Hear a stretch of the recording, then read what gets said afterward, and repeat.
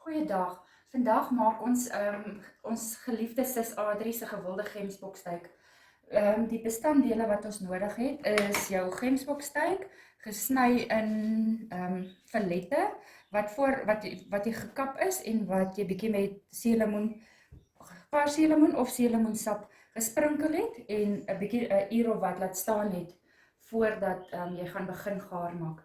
Dan ook wat jy nodig het is eiers, 2 eiers ongeveer, 2 koppies meel, 'n lekker groot ei wat jy so opgesny het in ringe en 'n bak wat jy jou broodjie onderin kan sit om die olie te dreineer en ook van die gesnyde eie daarin gesit het.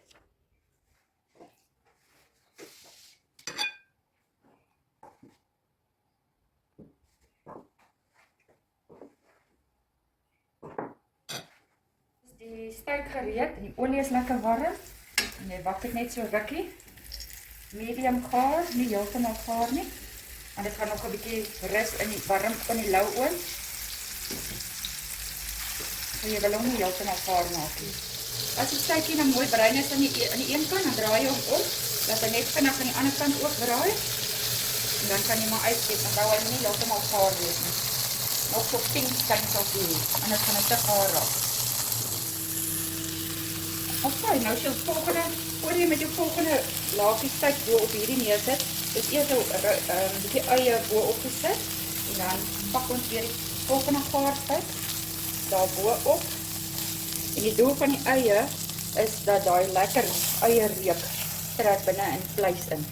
En dan word hy toegemaak, ekskuus nog bietjie eie weer van die ringe. Sit ons net weer bo op en ons sit 'n deksel op. Terwyl ek nou die voorbereiding gedoen het vir die bykosse, het die steik 'n halfuur of ongeveer 'n halfuur in 'n matige oond gerus.